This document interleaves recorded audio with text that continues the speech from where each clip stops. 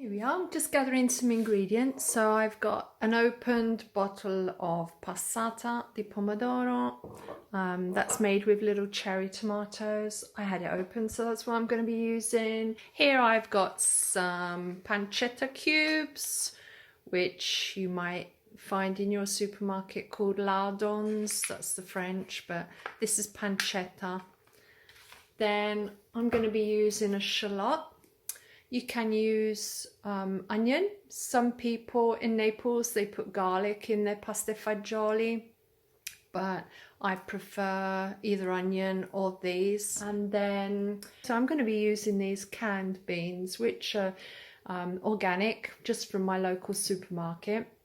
And the beans I use usually are borlotti. You can tell borlotti, these are the ones with the speckles on them. If you are cooking from scratch and you actually have some dried beans, then you've got to leave them overnight, and you would boil them in boiling water, obviously, with some carrot and some celery to make them nice and tasty, and add your salt right at the end, otherwise the skins go hard. So don't put salt in till the very end of the cooking time, which can vary. All you've got to do is taste them. I've got some really nice French salt. You can see it's nice and sort of, it's not brilliant white. That's because it's like organic. Then I've got some leftover spaghetti that won't feed many people. So you would usually use cannolichi or ditalini. My mother-in-law used to use the lisce, the ones without any stripes on the outside. Gosh, I'm forgetting my English, been living here so long. Been in Italy 40 years now. So what I'm going to do, to use up this pasta, I'm going to break that into bits, try and keep them the same size, and I'll be putting those in my pasta fagioli. That's going to be my pasta in my pasta fagioli. So I'll do that in a second. So the first thing I'm going to do is get my big pasta pot, cut this up, add that. I've got some herbs that I picked from the garden today. This is laurel leaves, and this is rosemary. See, all fresh straight from the plant.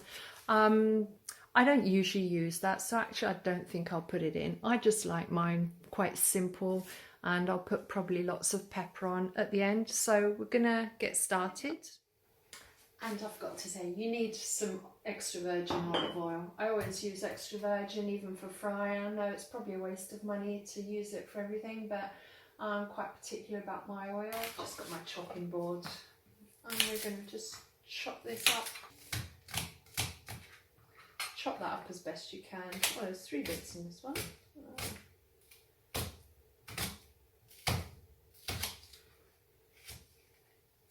I'm not a chef. I've just learned things over the time I've been here, so I'm not going to be chopping up like a professional chef. I just try and get it as good as I can. There you go. That's all we need. I've got my nice big pasta pot here, and so I want some oil in there. Don't be afraid of using olive oil, it's part of the condiment, and especially raw, it's good for you. It's also going to help make it creamy. So I think I've got enough. Turn the heat on, put it down, I don't want it burning. Just get my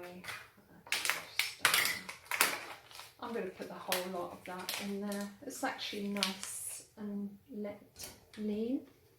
So what I've done is put that in my spaghetti pot. There you go. Oops. There you go. It's in my big spaghetti pot. I'm not an expert video maker, so don't expect this to be a professional video. Actually turn that up a little bit more. While that's cooking a bit, going to be draining the beans. So here's my nice sink. Just put them there.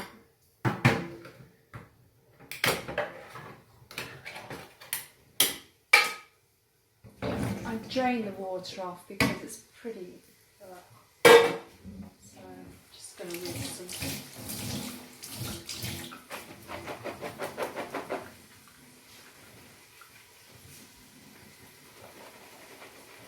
Just keep them there. So I'm going to put this just a little bit. I don't want it too much. I only want to colour it a little bit. You can always add some more.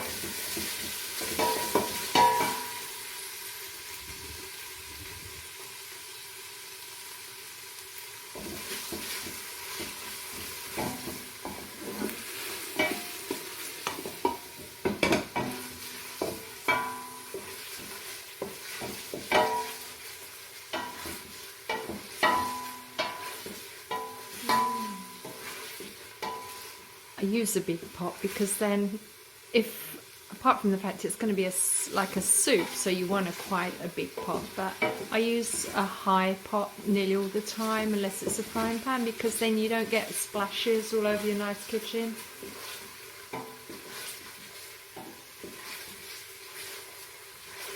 There we go. Still cooking. I don't want it to burn, and I'm going to put my beans in now. Then I mix around, just let them flavour a little bit.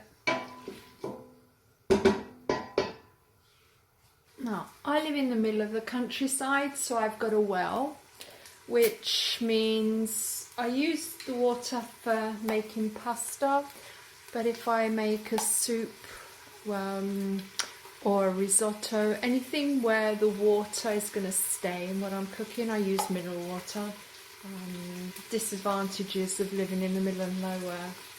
So I'm actually going to put mineral water in here, but of course if you've got decent tap water you can use your tap water. So about a litre. These are bottles of 1.5 litres, I think. Yeah, so I've got about a litre. As I say, I never use recipes, so I don't weigh anything, and this is going to be for just the two of us. It's probably much too much for 2 people, but so there you go. And now just let it bring it up to the boil, and then once it's starting to boil, I will lower the heat and put the lid on it.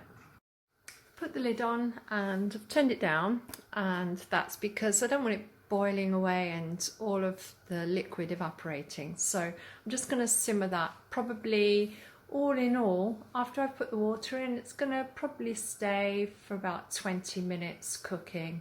And while I'm waiting for that, I'm just going to break up my spaghetti and have that ready. So I'm going to break up the spaghetti now. So this is nice pasta with pasta di Gragnano. It's an IGP product, which means it's protected by law. So, there we go. Just break them. Oops.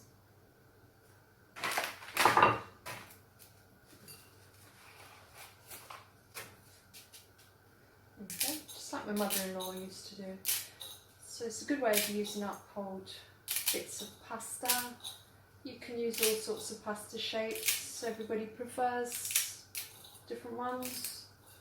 This is what I usually use in pasta ceci, pasta with chicked beans. That's another nice soup. It's really easy to make. There we go.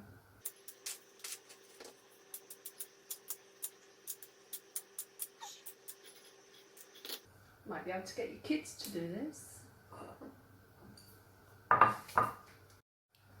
Okay, so that's boiling away nicely. And what I'm going to do now, this is the trick. So I want some of these out of the water. I've done their job at making the liquid nice and tasty. So I'm going to try and get as much of the bacon as I can, which usually floats to the top. As much of the onion as I can, and just some of the beans.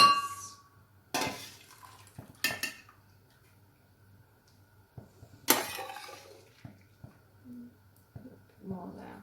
Make sure you've got enough beans left in there, otherwise it just looks like a puree when you've made it. A little bit more. So now I've got a lot of liquid in there to cook my pasta, which is what I'm going to do now. Turn it up again. Just put my broken spaghetti in there. And then with the jug, we're gonna use an immersion blender, which I have over here.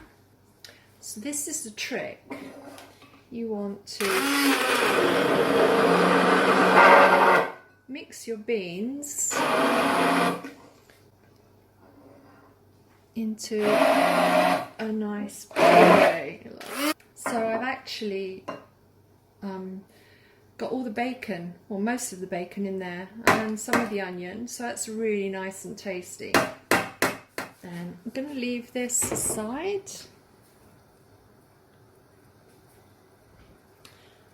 I want to taste it, make sure it's tasty enough. So when you use bacon, sometimes it can be tasty enough without adding extra salt, but I'm going to probably need salt in it, and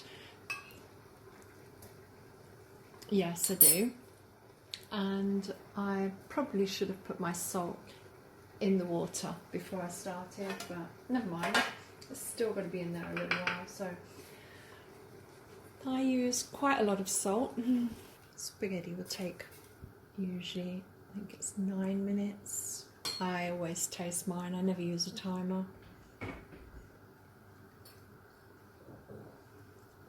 Just wait for the spaghetti to cook now. Forget when you add the salt that the cheese is going to be quite savoury as well, especially if it's pecorino. It can be really quite salty. So taste it while it's in the pan. Don't overdo the salt because you can always add more afterwards. So I'm just going to see if the spaghetti, the broken spaghetti, is cooked. As I said, the original you would have had cannellini.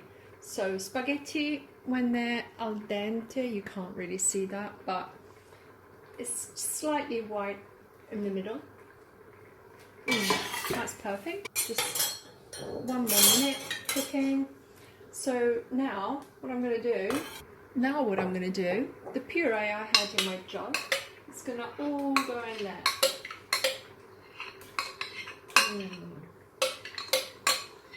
Yeah. Ready. So you can see it's ready. Ready. So now you just want to serve that in your plate. So it's nice and thick.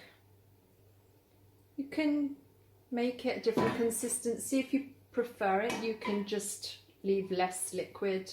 As long as you've got enough liquid to cook the spaghetti or your pasta in, then that's all you need. So now what I want, I've got some of my grated cheese. I just grated some, so that's half pecorino and half parmesan, and I grated it on the fine side. So now just sprinkle and a nice dose black pepper. There you go. Right, so that's one portion. Now it's ready for my daughter. Hope you like it. Smells nice. Buon appetito.